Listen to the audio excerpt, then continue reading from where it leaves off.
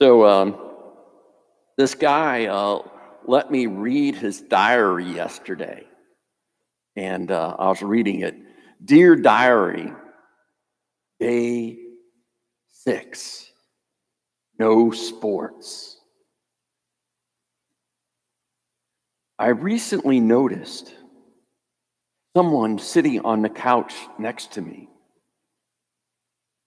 It startled me.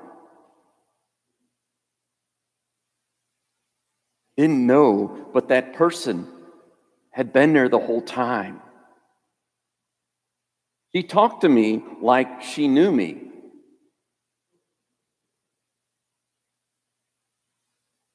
I recognize her vaguely. I think she's my wife.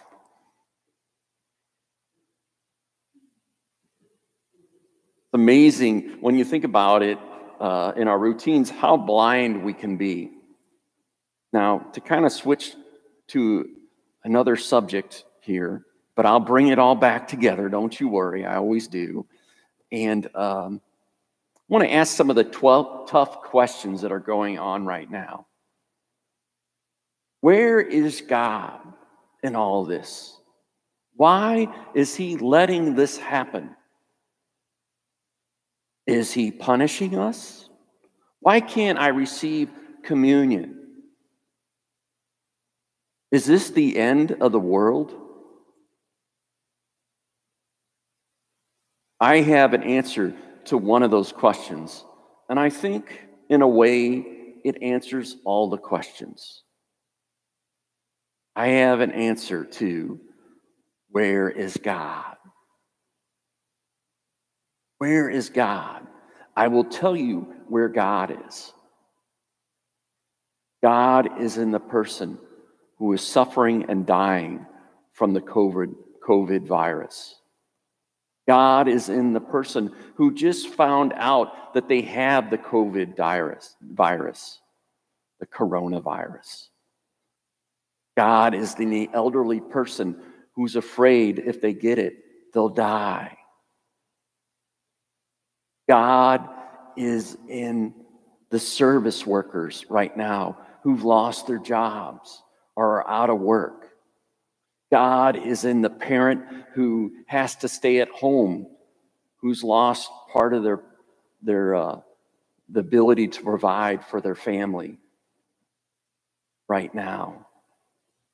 God is with that parent who all of a sudden has to be the teacher of that child, who's put in responsibility to teach them school. God is in the people in China who are being blamed for this virus. God is in the doctors and the nurses and the scientists who are doing what they can to change the situation. God is in you and me at this time, struggling. That's where God is at. In the gospel, the Pharisees are blind. They are so blind that they kick this man out of their presence. Are we blind at this time? I know that we're upset that we can't receive the Eucharist. I love the Eucharist, and I've made my life around the Eucharist.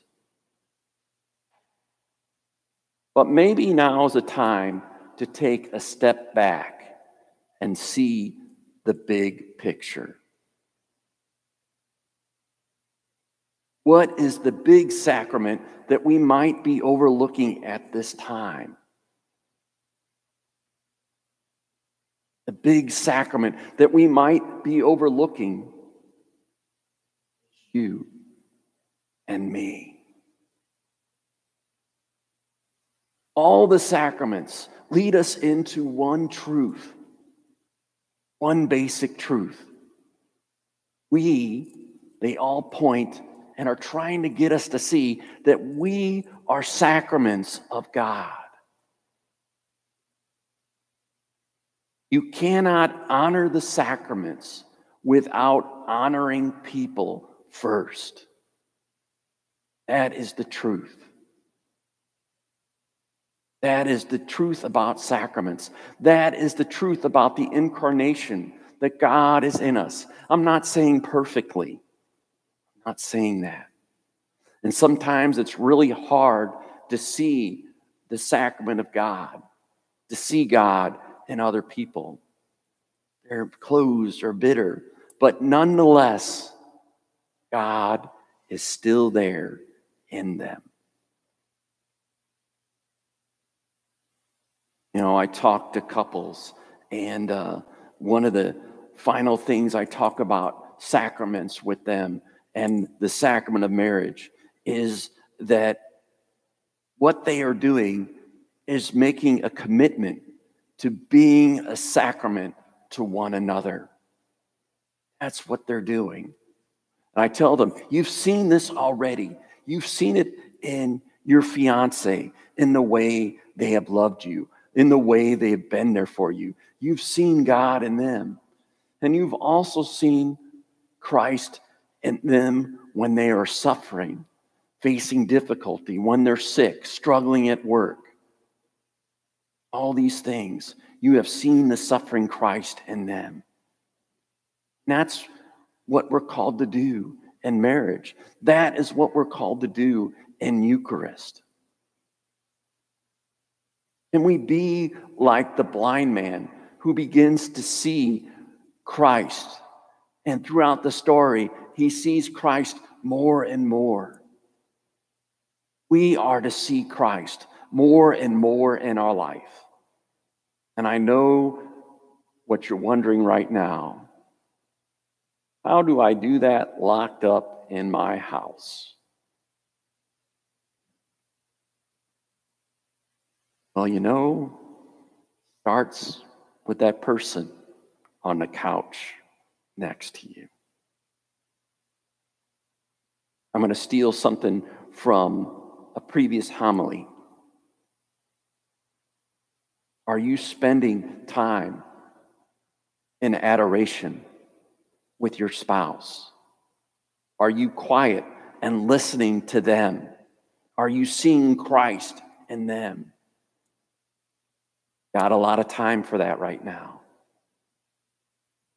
Are you spending time in adoration with your children? See Christ in them. Are you seeing Christ in your children? Are you seeing Christ in your parents?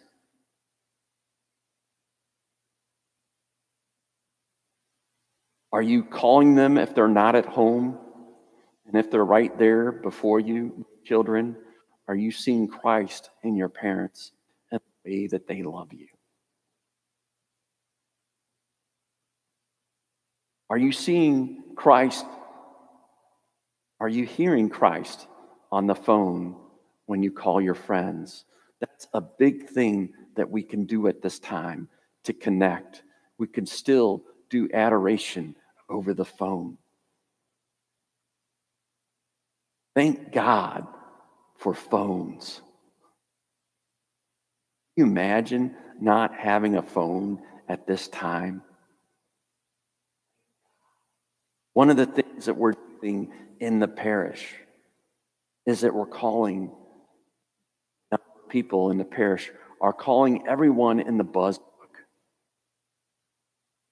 I hope you received a call. And if they've called you and left a message, I hope you call them back. If you haven't got a call, call the rectory so we can get your information updated. We as a parish need to connect at this time. This is how we can receive the sacrament of Eucharist at this time, by contacting one another, recognizing the body of Christ.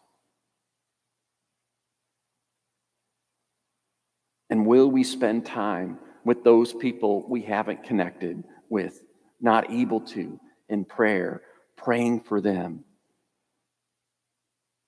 We can still do adoration in our own quiet time. Archbishop Carlson said that this may be a time for retreat in our life. When we see the bigger picture, the sacrament of God that is all around us and in the person on the couch next to us.